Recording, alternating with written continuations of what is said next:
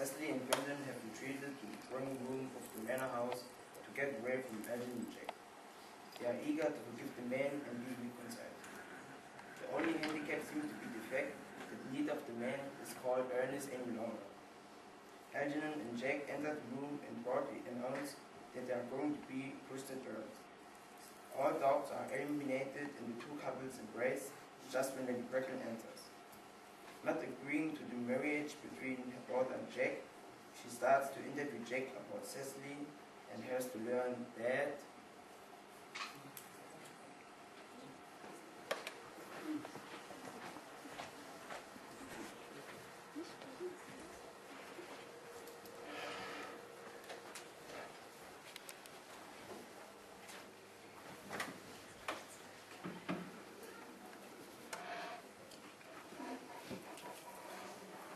Miss Carter's granddaughter. Miss Carter is the granddaughter of the late Mr. Thomas Carter of Quaker Square 149. That doesn't sound unsatisfactory. Miss Carter's family solicitors are Mrs. Markby and Markby. Indeed. I'm told that one of the Mr. Markbys is occasionally to be seen at dinner parties. Gwendolyn, the time approached for our departure. We have not a moment to lose. As a matter of form, Mr. Worthing, I had better ask if Miss Cardew has any little fortune. Oh, about £130,000 in the funds. That's all. Goodbye, Lady Bracknell. So pleased to have seen you. So pleased to have seen you. A moment, Mr. Worthing. £130,000 and in the funds, Miss Cardew seems to me a most attractive young lady, now that I look at her. Pretty child, your dress is sadly simple and your hair seems almost as nature might have left it.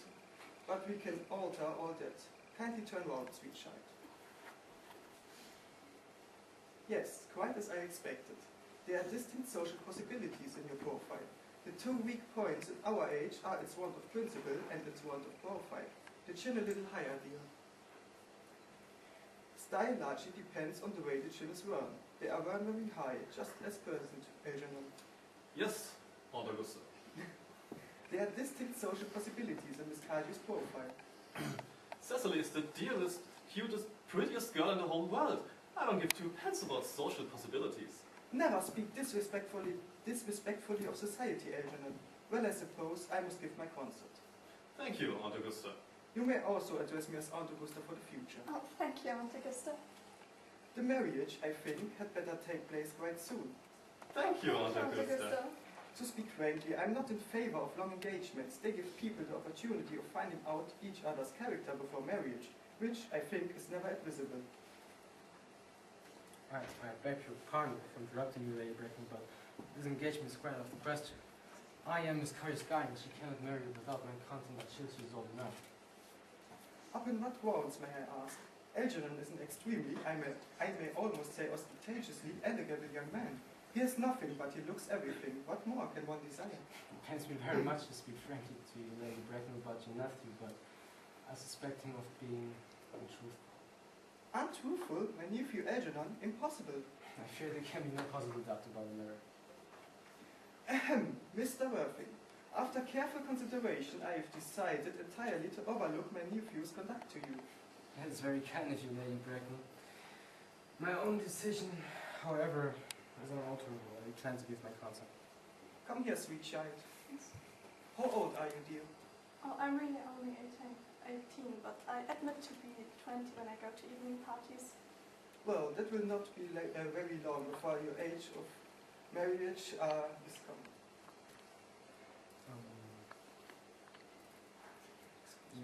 Excuse me, Lady Bracknell, but it is only fair to tell you that according to the terms of your grandfather's will, Miss Cardew does not come legally of age till she is 35. Miss Cardew cannot wait to marry till she is 35. A remake, which I'm bound to say, seems to me to show a somewhat impatient nature. Yeah, if you consent to my marriage with Gwendolyn, then I will most gladly allow your nephew to form the alliance with my ward. You must be quite aware that what you propose is out of the question. Yeah, then a passionate celibacy is all that any of us can look forward to.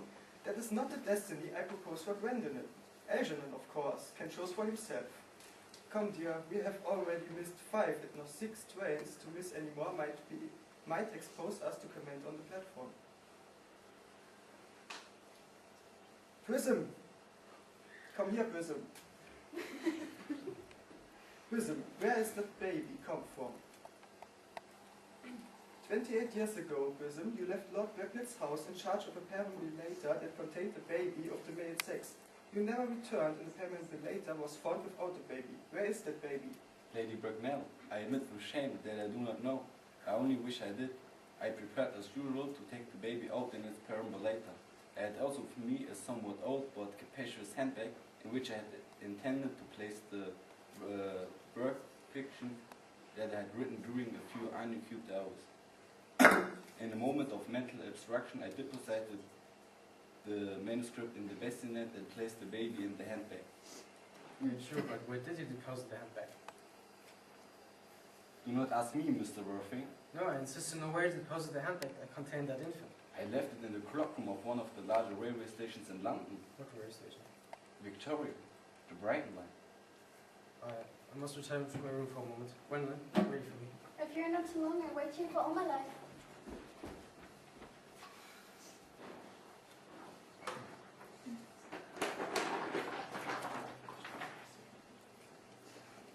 Miss Prism. Is that the shopping bag you placed in it? It seems to be mine. So, I was the baby you placed in it. You? Yes. Mother. Oh my God, I forgive you. Mr. Worthing, I'm unmarried. I'm married. I do not deny that this is a serious blow. But come on, I forgive you, please. Mr. Worthing, there's some error. There's the lady who can tell you who you really are. Okay. So, Lady Bracknell, I really hate to seem curious, but could you kindly inform me who I am? You are the son of my poor sister, Mrs. Moncrief, and consequently Algernon's elder brother. Harry's elder brother.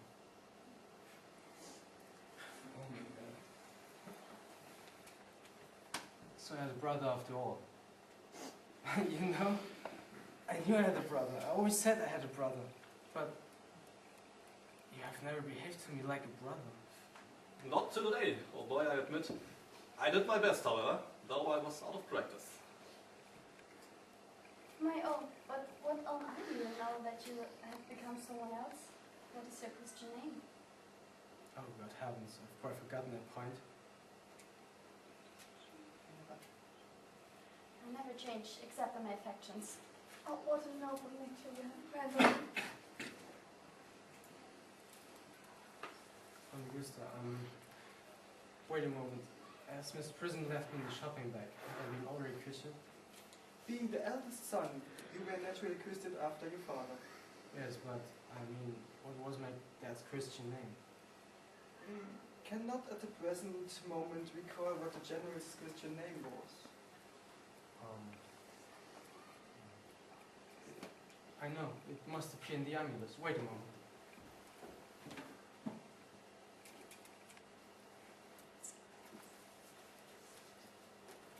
The general was essentially a man of peace, except for his domestic life. But I have no doubt his name would appear in the military list. Wait. I read. Mr. Generals Malcolm, Maxbaum, Mackley.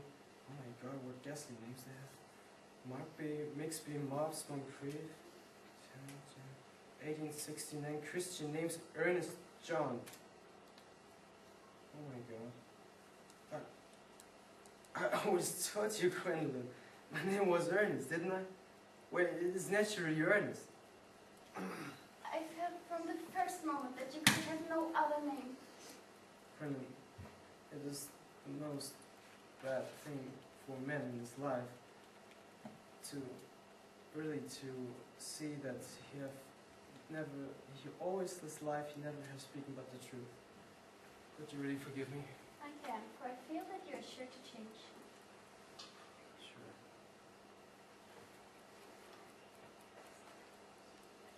At least.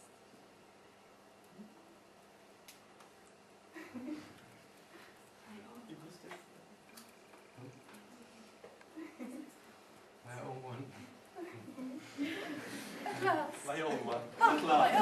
My